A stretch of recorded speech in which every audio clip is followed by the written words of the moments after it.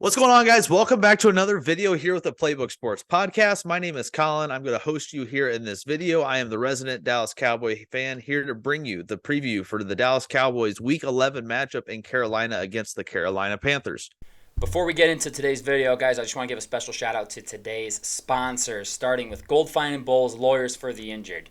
Personal injury, workers' compensation, those are their two things, but any sort of legal advice, they're the people to call. Give them a phone call, 309-673-5144. Tell them we sent you, okay? And I'd also like to shout out SeatGeek for sponsoring today's video as well. Use promo code PlaybookSports on their website to get $20 off your first purchase of $30 or more. Let's get back to the video.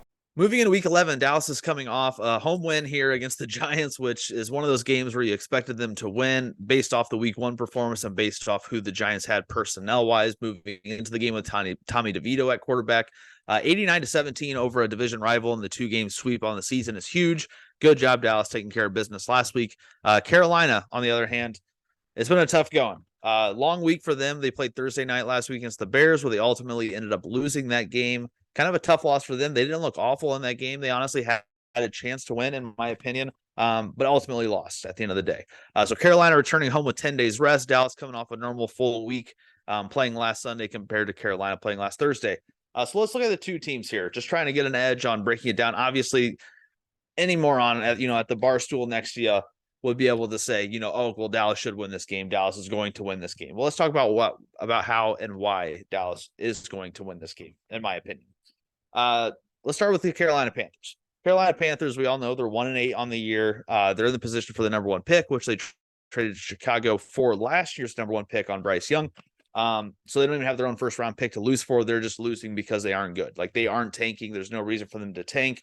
Nobody tanks to better off their second round pick and on. If you don't have your first rounder, there's no reason to tank.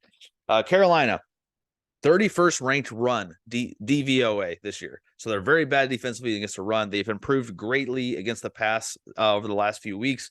However, they have two of their top corners out this week in CJ Anderson and JC Horn. Excuse me for blanking there quickly. They have the 31st ranked scoring offense, only ahead of the New York Giants. So they haven't really been good defensively against the run, and they haven't been good offensively really in any facet of the imagination. Moving into the Dallas Cowboys here. Very good team against bad teams. Against mediocre teams, average teams, Dallas Cowboys are a very good team. Very good team on turf, as well, as Nate mentioned in our full game pick video for this week's slate of games. Dallas plays much better on turf. They have a lot of speed on that defensive side of the ball, and is much better on turf versus grass this year. Now, looking at the Dallas Cowboys on the road, they're undefeated at home, 4-0. They're 2-3 on the road. Two of those losses may be justified, at San Francisco, at Philadelphia, two tough places to go play, two tough teams to beat on any field.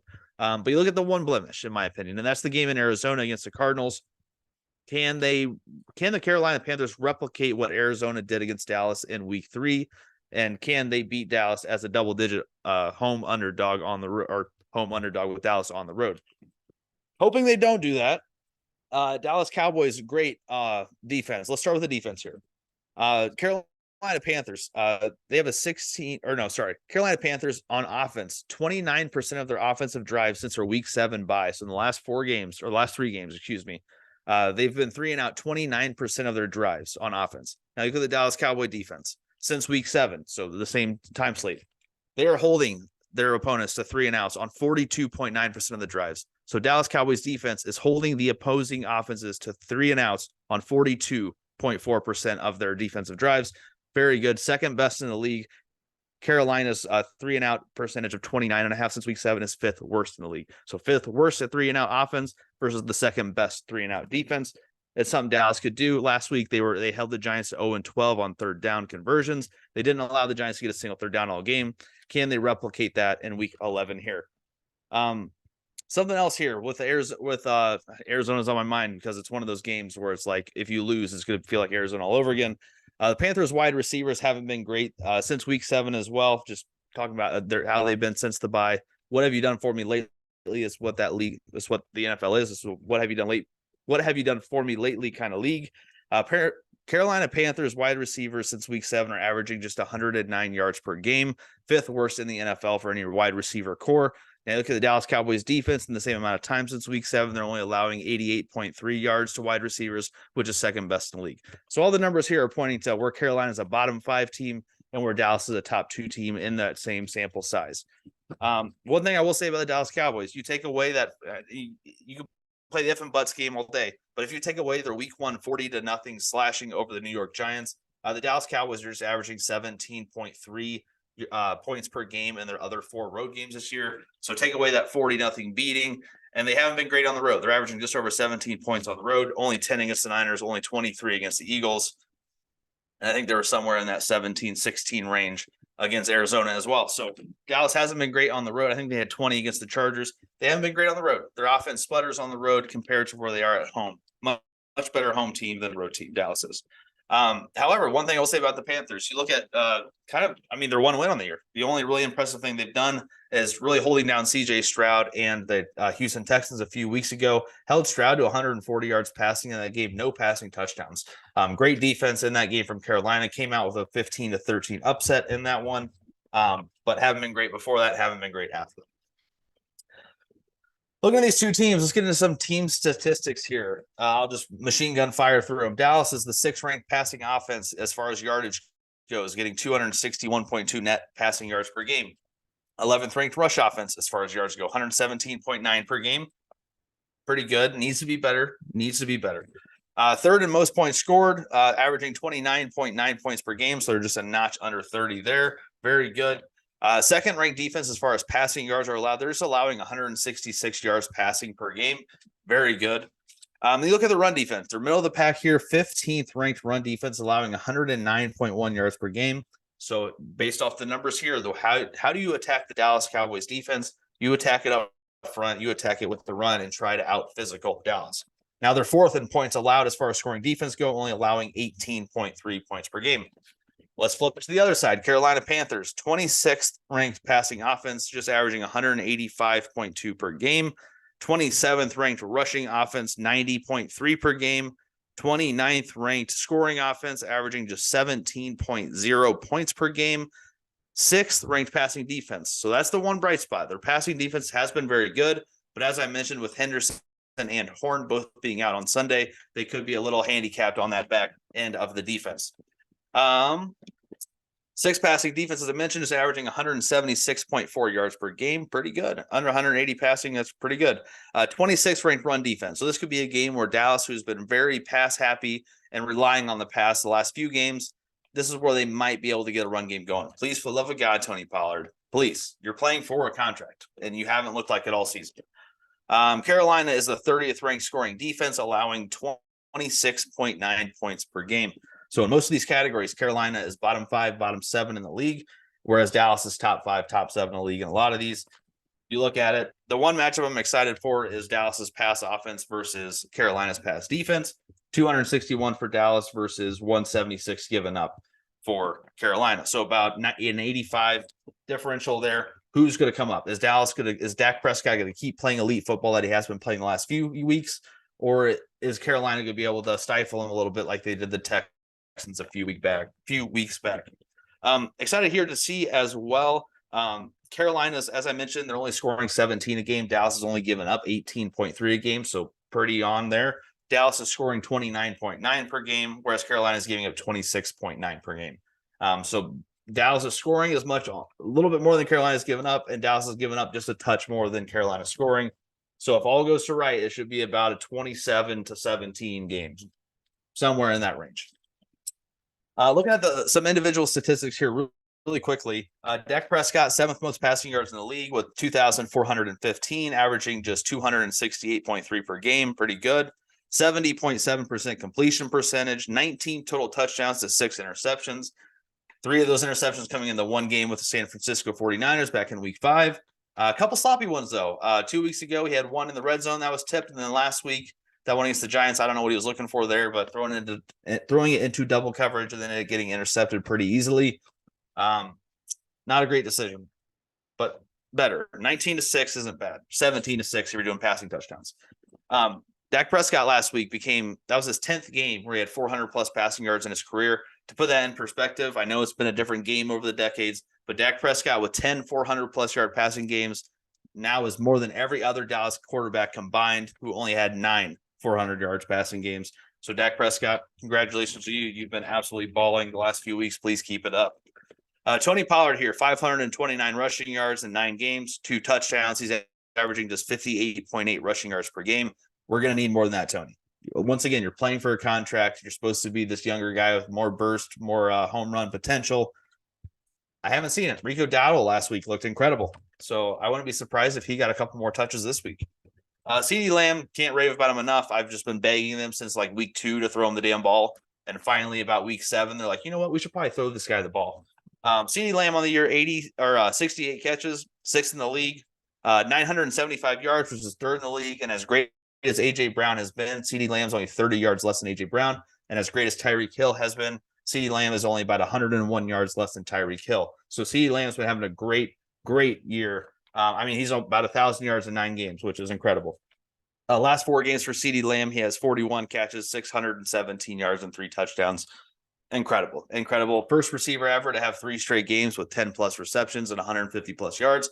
Does he make it 4? Does he say, I want to add on to that record? I want to add on the record. We'll see this week. So great job, Dak and CeeDee.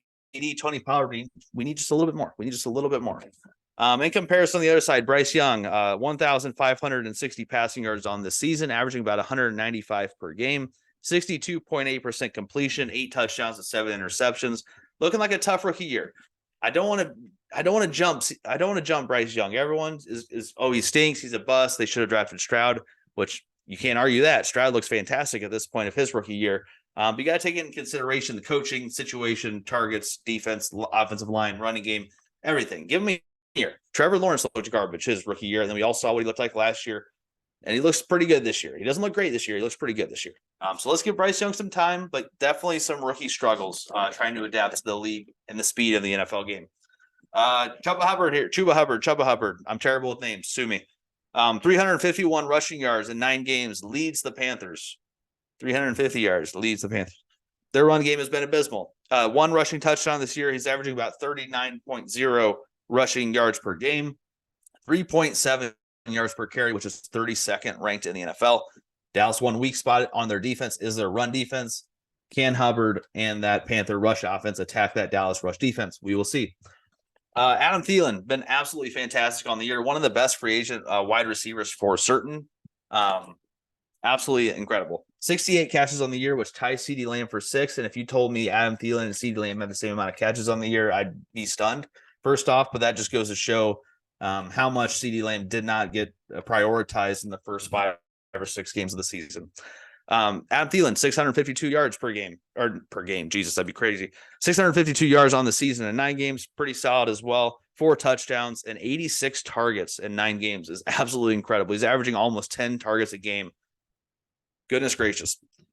So those are the team stats. Those are some other individual stats. Let's go ahead and get into the X factors here. X factors are going to be pretty bland this week. Usually I like to find some diamonds in the rough, but this week we're going pretty chalk. We're going to take each team's leading tackler on the defense. As crazy as it seems, Dallas' run defense is their weak spot. So I'm going to go with their leading tackler, Damone Clark here, their middle linebacker, filling in for Leighton Vander Esch, getting a lot of more reps week by week. 60 tackles in 9 games, pretty solid. 2 tackles for loss, no touchdowns, no interceptions, no forced fumbles, no fumble recoveries, no sacks. So he's not going to make the big boom play, but he's going to get the guy on the ground when he gets his hands on him, and that's what Dallas is going to have to do in this game as well. On the other side, we're going to go with Frankie Lovu. Sue me. I'm terrible with names. I apologize. It's a fantastic year for him. Breakout year. Never heard of the guy before the season. 73 tackles, 3.5 sacks, 7 tackles for loss, 2 passes defense. So he's been kind of all around it. He's leading their team in tackles at that linebacker spot with 73. 3.5 sacks is very solid from a linebacker. 7 tackles for loss, so he's getting in the backfield and penetrating the line on in the run game. And then 2 passes defense, so he can drop back in coverage and either guard a running back or he can guard a tight end as well. So fantastic year. He should be a Pro Bowler at this point of the season. Now, Dallas Cowboys offensive X factor is going to be Tony Pollard. I went with the 2 leading tacklers on the defense because I think the run game is going to have to play a factor in this game. Dallas Cowboys defense is not good against the run. Dallas Cowboys offense has not been great running the ball. So I went with the leading tacklers on the defensives, and I'm going with the 2 running backs on the offenses. Tony Pollard, 164 times touching the ball this year, has 719 yards. That is 4.38 yards per touch. Not great. Not great. That's kind of what you want per rush, and you want a little bit more than that in the pass game, receiving game. 2 touchdowns on the year. As I mentioned, both of those are on the ground. He doesn't have a receiving touchdown, and he's averaging 58.8 rushing yards per game, under 60 rushing yards per game behind as a good of a line as Dallas Cowboys have. With the threats they have as far as the passing and receiving game, Tony Pollard should be much better than 59 rushing yards a game. On the other side with Hubbard, 115 touches on the year, 461 yards, which is 4.0 yards per touch. Once again, he's only averaging 3.7 yards per carry, 4.0 yards per touch. Not great, but you got to take situationally as well. Defenses are probably stopping the run first and making rookie Bryce Young beat them. And so Hubbard's kind of getting the short end of the stick on this one. Miles Sanders also hasn't been great, so Hubbard has been splitting carries. Those 351 yards is not him being the primary number one back for all 9 weeks. They start off with Miles Sanders, and they realize early Miles Sanders ain't it. So Hubbard, 1 touchdown on the ground, averaging 39.0 rushing yards per game. Not great. So both running backs in this game need to step up, and both linebackers, team leading tacklers, will have to do their thing to prevent those running backs from stepping up in this spot. So the 5 keys to a Dallas Cowboys victory here. I'm going to keep on honing on it. We saw it on the first drive last week. Red zone offense. You have to score when you get in the money territory. Dallas Cowboys first drive of the game, go for it, 4th and goal. I thought Dak Prescott should have kept it himself. Hands it off to Pollard. Pollard gets stuffed. Another red zone drive wasted with no points on the board.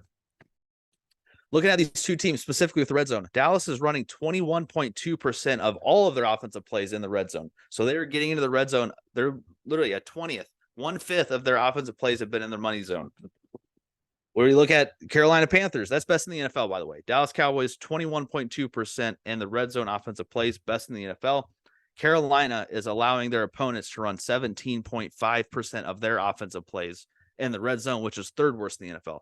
So Carolina lets team gets in the red zone. Dallas gets in the red zone. Dallas, can you capitalize in the red zone? We'll see. Will be a key to victory on Sunday, in my opinion. Number 2, 0 turnovers. I gave this last week as well. I want to see a clean game. I don't want to see anybody laying the ball on the turf. I don't want to see any ill-advised throws leading to interceptions and short fields.